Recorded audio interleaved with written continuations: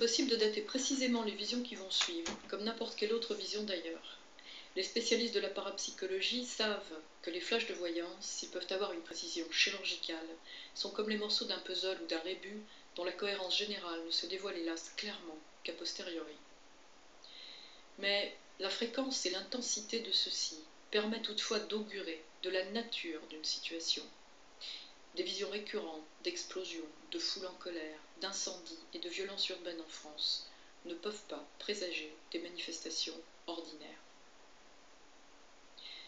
Une chose est pour moi certaine, les déséquilibres climatiques, écologiques, économiques se succéderont mondialement à un rythme de plus en plus rapproché.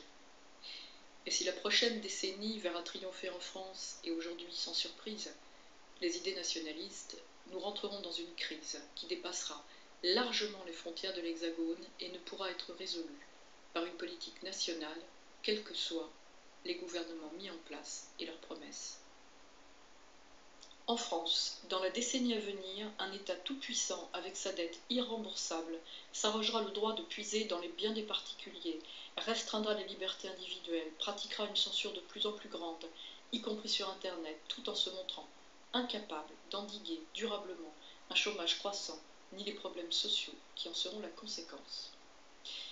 Depuis plusieurs années maintenant, je mets en garde ceux qui me consultent contre des risques de confiscation de leurs biens ou l'interdiction d'en disposer comme bon leur semblera dans l'Hexagone. Je sens aussi des risques d'explosion du système financier qui mettront en péril les plus fragiles. Durant ces 3 dernières années, j'ai eu de nombreuses visions d'émeutes à Paris, mais aussi dans certaines grandes villes comme Lyon, Marseille, Lille et bien d'autres, qui entraîneront une forte répression et la mise en place de méthodes de surveillance qui offenseront, j'en ai peur, tous les principes de la démocratie. En traversant par hasard certains lieux, comme des hôpitaux, des écoles, j'ai parfois vu des images qui me laissaient craindre une grave dégradation des services publics.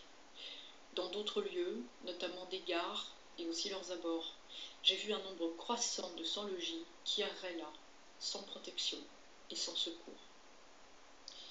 Paradoxalement, une France mythique, elle, continuera de vivre dans l'imaginaire des étrangers, qui adoreront toujours la Tour Eiffel, nos grands auteurs, nos vins et nos fromages, pendant que l'ensemble de la population sera prisonnière d'une situation qui, si les images qui me traversent devaient s'avérer justes, ne sera pas très éloignée de celle que subit la Grèce aujourd'hui.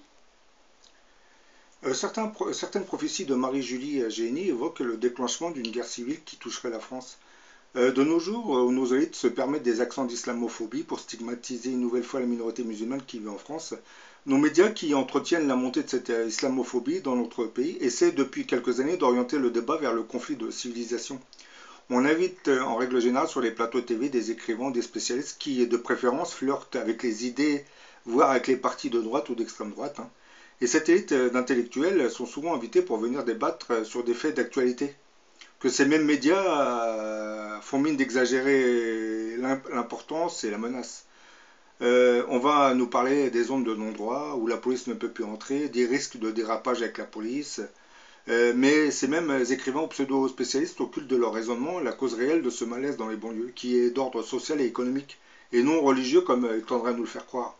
Beaucoup de ces jeunes qui plongent en délinquance ou se mettent à insulter la police lorsqu'elle débarque sont en fait les victimes d'une société qui les discrimine à cause de leur appartenance ethnique. Nous pouvons exercer un métier convenablement, voire seulement travailler. Beaucoup de ces jeunes finissent par devenir dépendants des aides sociaux du pays, RSA ou ACDIC, ce qui ne les valorise pas vraiment et augmente leur rancœur contre la société. Certains de ces jeunes sont assez rapidement tentés par la délinquance ou le djihadisme. Pour ce qui est des délinquants qui s'engagent dans le djihadisme, ils n'ont pas de réelle culture religieuse.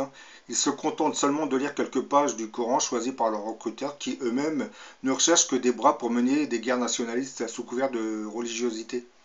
La vidéo que je vais vous présenter dénonce en fait l'oligarchie française et la complaisance du gouvernement français qui depuis toutes ces années n'a fait qu'enrichir l'oligarchie en appauvrissant le peuple. En période de crise économique et pour se protéger des révoltes, l'oligarchie et sa masse médiatique va rechercher un bouc émissaire dont elle va exagérer la menace pour jouer sur la peur des Français.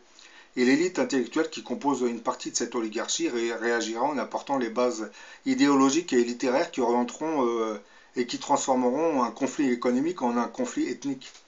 Donc ne tombons pas dans ce piège, hein. C'est bien le système économique et l'oligarchie qui l'entretient qui sont en grande partie responsables de la baisse de notre pouvoir d'achat et des problèmes sociaux que nous rencontrons dans la société. Le musulman ou le délinquant djihadiste est souvent exploité médiatiquement parlant pour nous détourner des vrais problèmes des vrais responsables de la crise économique que sont nos oligarchies. L'oligarchie nous envoie ses intellectuels pour nous conditionner afin que nous transformions un conflit économique en conflit ethnique. Mais ce que cette oligarchie ignore, une chose, en visitant la mémoire de l'univers ou les archives akashiques, on ne voit pas des Français combattre des musulmans, mais bien des Français qui affrontent les forces de l'ordre envoyées par l'oligarchie. Le déclenchement de la guerre civile en France commencera par une manifestation de prêtres qui sera violemment réprimée par les autorités. Tout comme la Révolution française, les révoltes seront spontanées et suivront un mouvement anarchiste qui sera progressivement encadré.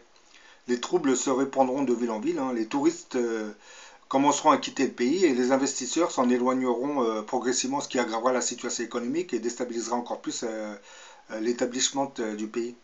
Bien entendu, si le grand monarque devait se manifester pendant ces troubles, alors le gouvernement français volera en éclats et la gouvernance de certaines régions tombera entre les mains d'une nouvelle organisation qui serait de nature religieuse.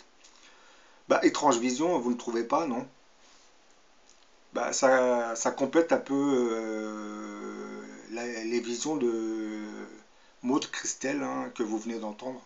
Bon, maintenant, je vous diffuse la fameuse vidéo dont je vous ai parlé sur l'oligarchie. 主席还在于他始终在密切关注进入世界舞台中心的中国将如何面对世界。那未来我第一个想到的其实就一个问题是，当中国的确强大了，走到了这个中心了，我们要向世界奉献什么样的产品呢？除了直接肉眼可以看得到的 Made in China 的产品之外，还有什么是我们要给世界的？譬如讲，在人类所面临的挑战，气候变化，对，是吧？我们是不是能够提供更多一点公共产品？和平发展问题，我们能不能够提供更多的公共产品？我刚才讲了维和，我们是不是能够多做一点？第二，我觉得就是我们呢，要向世界阐明我们的一些主张，这个很重要。你譬如讲，我不知道严嵩你注意到没有？从这个过去20年，你回顾这个国际关系的轨迹，有两个思路。第一个思路呢，就是要改造人家，你得听我的，你不听我的，老子就揍你。但是伴随着奥巴马上台，其实就是一场校正，是吧？校正，你是讲的很对。还有一个思路呢，我不是要改变人家，我寻找共同点，和而不同，和而不同。我们呢寻找共同点。寻找共同利益，就是发现共同利益，发展共同利益，使共同利益最大化。还有没有您在想到2010年到来的时候，会有您，也许会发生这种变化，是您期待的？2010年呢，上海世博会举行，这个是愿您在其中。对，这个是一件了不起的事情，因为到了中国来举行。人类历史上第一次以城市为主题来举办世博会，城市让生活更美好。对，这件事情我认为呢，对中国老百姓来讲很重要，因为我们正在处在一个城市化的高潮当中。城市化应当怎么样搞？并没有固定的模式而且各个城市的领导者他们的思路也并不一样，所以我想希望中国人能够从世博会当中找到一条参照古今中外的好的和经验和失败的教训，找到一条适合中国城市化的道路。第二，几万日本人在那排队，在一个公园里头。后来世博会结束都拆掉了，环保理念非常强。对 ，logo 都是绿的，绿颜色的。绿颜色的，是的，他排队。Dans la vidéo qui va suivre, vous allez voir comment l'oligarchie se transforme une guerre civile, du moins un conflit économique en conflit ethnique. On envoie les porte-parole de l'armée pour nous préciser que les banlieues deviennent incontrôlables. Et pendant ce temps, l'oligarchie va continuer de piller les richesses du pays. Et on va concentrer le malaise vers cette minorité musulmane. Vraiment inquiétant. Et l'insécurité frappe au cœur de nos territoires, dans la ruralité profonde, et je pense que c'est une dimension nouvelle qui n'existait pas il y a quelques années. 65% des cambrioleurs interpellés en novembre dans le département du 13 de Marseille sont à nouveau dans la nature. Ce qui veut dire que quand vous lâchez 65% de ceux qui sont rendus coupables d'un certain nombre d'exactions, ils continuent leur activité. À moins de 300 €, on remet tout le monde dehors et on ne présente personne. Si vous interpellez un mineur d'origine étrangère, vous pouvez tout de suite le remettre dehors, car on n'a pas les moyens de mener une procédure à son terme, compte tenu du fait qu'il faut un interprète. En clair, vous pensez à des interventions dans les banlieues, c'est ça? Eh bien, il peut y avoir des interventions dans des banlieues. Ça veut dire qu'au total, c'est peut-être 70 000. Je ne veux pas noircir le tableau, mais peut-être 70 000 ou au moins plusieurs dizaines de milliers qui sont dans cette mouvance.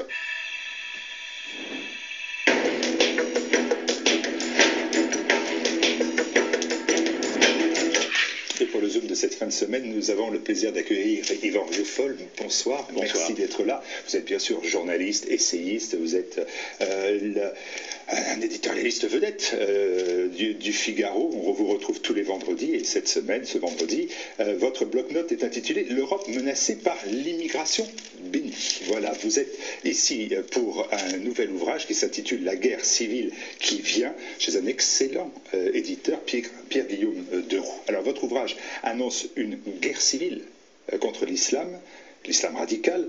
Vous reprenez donc à votre compte finalement l'exécutif socialiste, le Premier ministre, le Président de la République, notamment même le Premier ministre qui a alerté les Français en indiquant « nous sommes en guerre ». Vous êtes donc pour une fois d'accord avec les socialistes?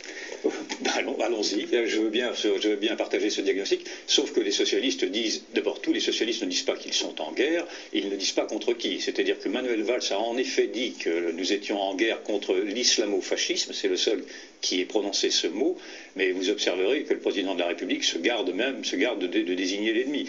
Il ne dit pas d'ailleurs que nous sommes en guerre, il dit que nous sommes menacés par un terrorisme dont il ne précise pas qu'il est islamiste, et donc il y a toujours une grande prévention de la part des autorités françaises à vouloir désigner très exactement ce qui nous menace. Ce qui nous menace, c'est en effet l'islamisme radical, ce totalitarisme qui s'est imposé au cœur des cités, dans l'indifférence générale et dans l'indifférence des démocrates. Mais ce qui nous menace plus encore, et c'est le thème de mon livre, c'est notre propre indifférence, notre propre faiblesse à répondre à ce totalitarisme-là. Et mon livre est de dire que l'islam radical est peut-être moins dangereux que nous-mêmes le sommes à nos propres vis-à-vis de ce que nous ne sommes plus, vis-à-vis de cet oubli que nous avons partagé dans l'indifférence générale. Alors vous inscrivez cet islamisme radical finalement dans la continuité des deux grandes guerres, des deux totalitarismes qui ont secoué le XXe siècle. Finalement, la question que l'on a envie de se poser, c'est avec ces deux exemples dramatiques de l'histoire, comment n'avons-nous pas été capables de tirer justement des conséquences, et puis surtout comment avons-nous pu arriver à cette situation? C'est en effet le cœur de l'indignation de mon livre, c'est de dire que il y a à nouveau ce même aveuglement que l'on avait vu vis-à-vis du communisme, vis-à-vis du nazisme, vis-à-vis même du maoïsme des années 70, ce même aveuglement vis-à-vis d'une idéologie totalitaire, l'idéologie islamiste, salafiste, qui veut imposer le califat un peu partout, c'est-à-dire ce nouveau communisme à Allah en plus. Et donc il est tout à fait surprenant de voir que les mêmes intellectuels qui reproduisent les mêmes erreurs, avec l'aval dans le fond d'un discours plus général et partagé par la gauche et par la droite, qui veulent nous faire croire que le seul danger qu'il y aurait, ce serait dans le fond le Front National, sans voir, et le Front National et l'antisémitisme porté par le Front National, sans voir qu'aujourd'hui il y a donc ce totalitarisme-là qui porte en plus un antisémitisme revendiqué par la nouvelle culture coranique et singulièrement par une grande partie des jeunes des cités qui depuis 2000 ont montré à quel point la haine des juifs était une haine qui était habitée communément. Et on s'aperçoit avec effroi que non seulement ce totalitarisme islamiste laisse indifférents les grands démocrates, mais que ce racisme anti-juif et ce racisme anti-chrétien et ce racisme anti-français plus généralement ne fait pas bouger une oreille tous les mouvements antiracistes qui devraient normalement se descendre dans la rue pour hurler leur indignation. Je vous rappelle